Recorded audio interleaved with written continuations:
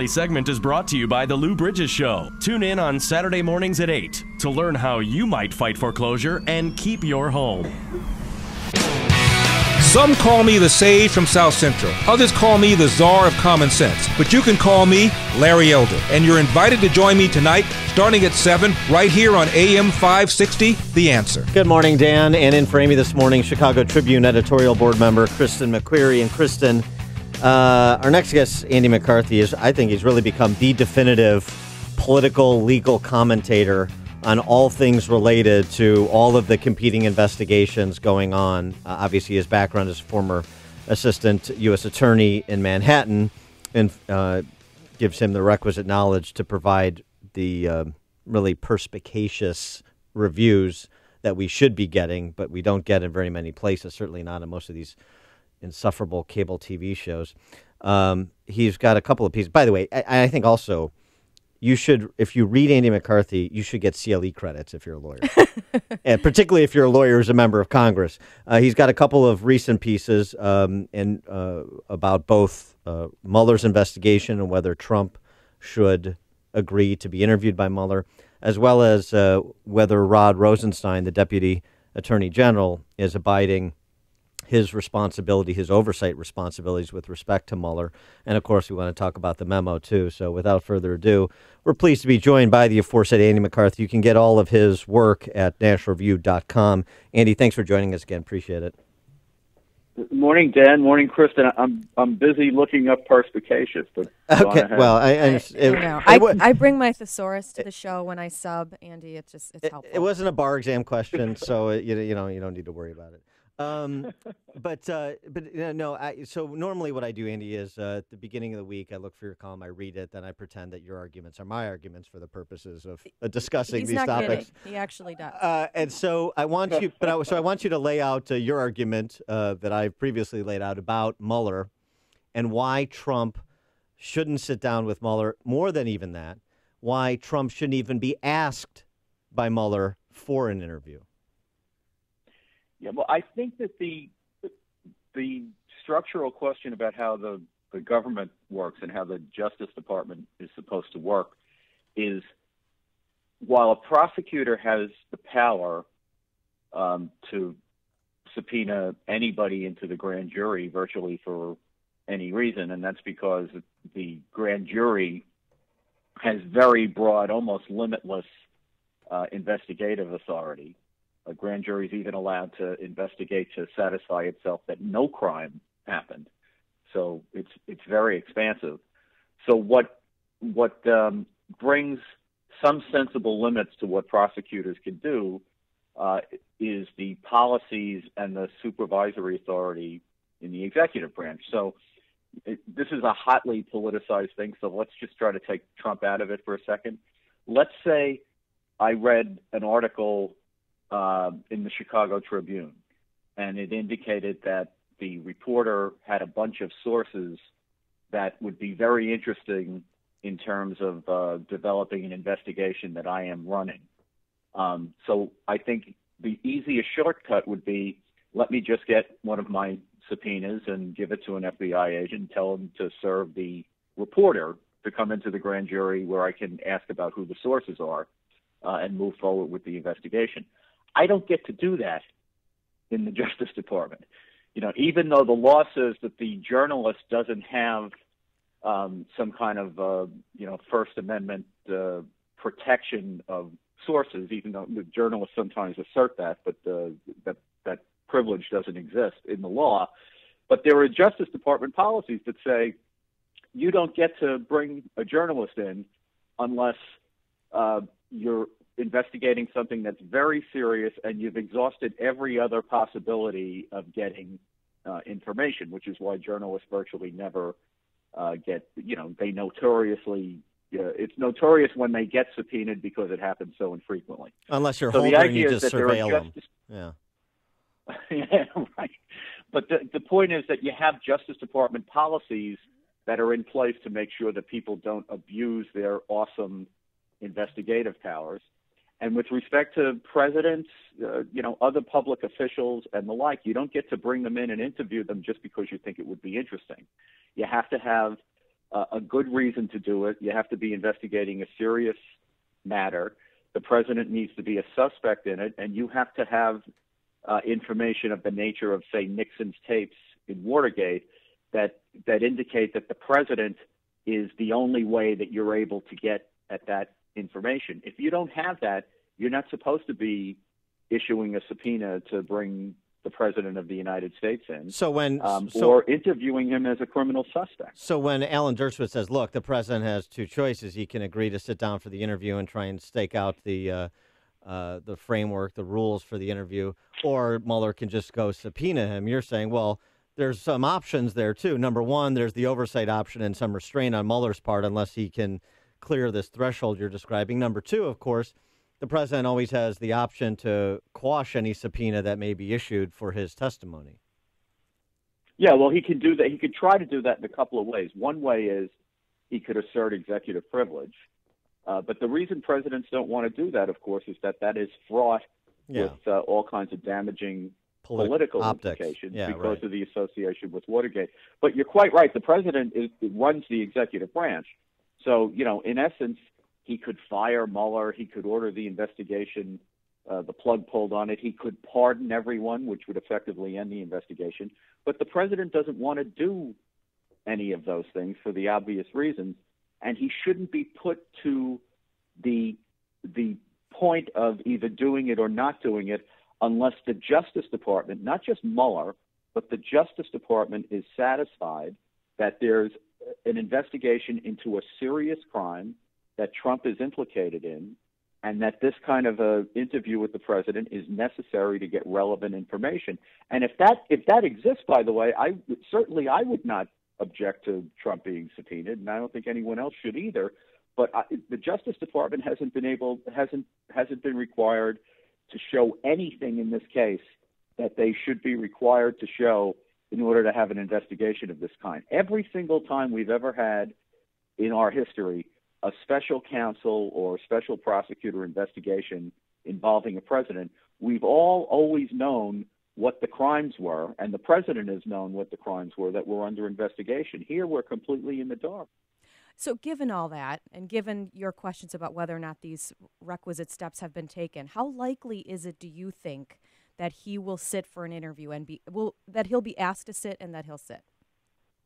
I think it's very likely he'll be asked, because as long as Mueller's as long as no one's telling Mueller he can't, any prosecutor would want to have more information. So if I were Mueller, I'd say, what's the harm in asking?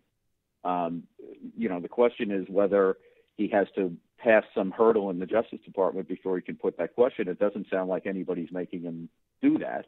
So I do think the question will be asked. And as I understand it, Kristen, the president's legal team is trying to be cooperative. So I imagine that rather than just tell Mueller no, they'll probably try to negotiate something like written questions that the president can provide written answers to, rather than a session talking to Mueller's investigators, or I don't see the president going into the grand jury. And this is the area where you're critical of Deputy Attorney General Rod Rosenstein with respect to providing that oversight you described on Mueller. Yeah, well, my criticism of Deputy Attorney General Rosenstein in this has been from the beginning. And by the way, from what I understand, Rosenstein's a very good guy. He's a good prosecutor. It's not, I don't take any joy in saying this, but there are regulations that apply when you appoint a special counsel, and what the regulations say is that you're supposed to articulate the crime that has required the Justice Department to recuse itself and required the appointment of a special counsel. And that's not just an idle exercise. As we all know, these special counsel investigations tend to go on for years, and they careen from what they were originally about, to some other crime way down the road that is not even contemplated at the time the guy is appointed. So the idea of articulating what crime they're supposed to be looking at is that it circumscribes the jurisdiction of the special counsel precisely so it doesn't roll out of control. And yet that was never done here. I want to get your response to something that we had Jonah Goldberg on earlier, and he said that he thought, these are separate lanes. You have the Mueller investigation, and then you have this effort with the memos and everything else to kind of discredit justice and discredit the FBI, and that it's dishonorable of Republicans in particular to be conflating these issues and interfering and crossing lanes, and that Mueller is very capable of handling this, and it is a separate issue than what's going on at FBI. What's your take on that? Well, I've written something similar to what Jonah is saying here, but I have a somewhat different take on it than he does. I mean, I think that to the extent that people say that this whole Nunes memo and this inquiry into how the FBI carried out its investigative authorities under FISA during the 2016 campaign is a separate issue from the Mueller investigation, which started months later.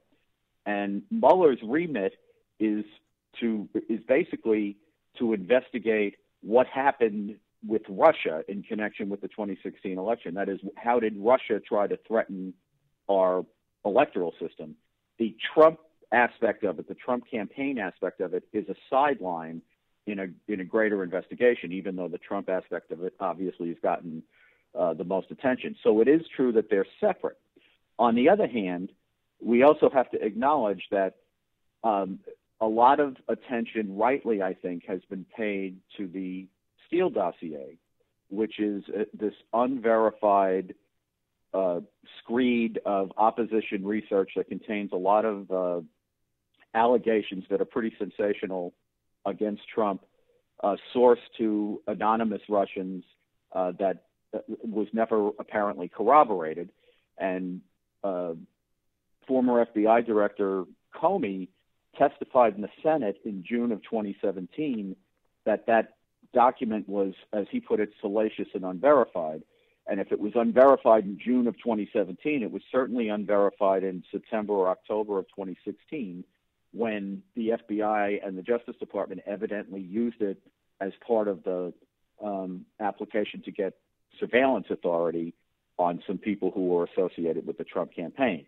Now, I think that's worth covering, because if it turns out that the whole Trump-Russia collusion angle, that a great part of it in any event was the result of this dossier, that certainly does call into question the narrative that ultimately resulted in Mueller's investigation. It does not, however, invalidate anything that Mueller has done and anything that Mueller will do, because there's still the very important issue of what did Russia try to do to our elections. And Mueller is the guy who's been picked to get to the bottom of that. And don't we have to get to the bottom of this other very important issue, which is, did the previous administration weaponize law enforcement, the intelligence community, for political purposes against political opponents?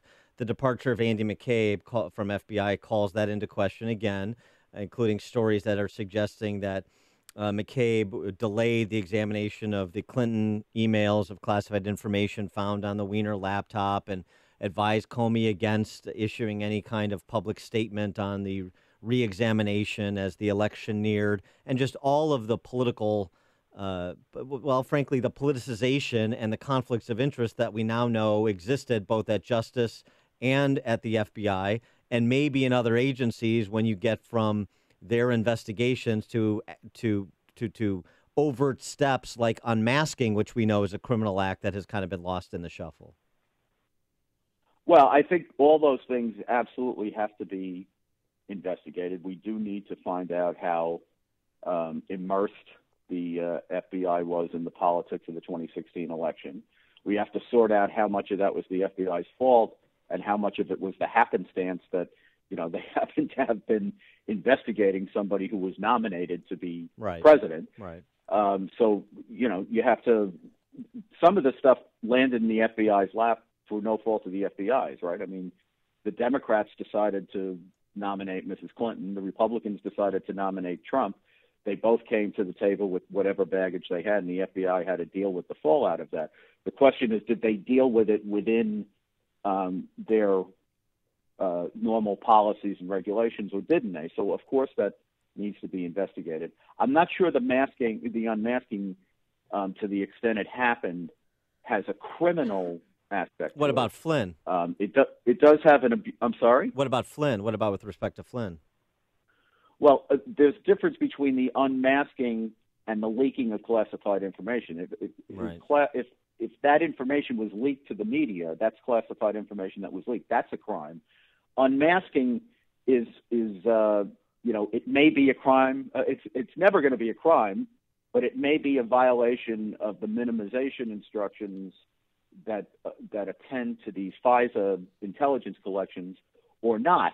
If the person who asked for the unmasking, which is just the revealing of the identity of somebody who's been collected in foreign intelligence collection, and the revealing is only in intelligence reporting. It's not revealing it publicly. It's still classified.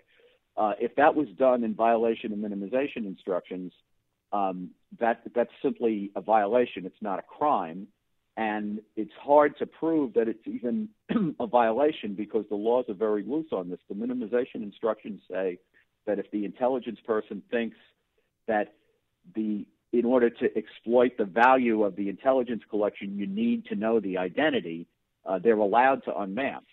And the big problem here is not so much the unmasking per se as was it used in an overall arrangement that was designed to leak the information to the media. That's the big problem. He is Andy McCarthy, former assistant U.S. attorney in Manhattan, contributing editor at National Review. Always check out his stuff on these topics. Andy McCarthy, thanks so much for joining us. Appreciate it.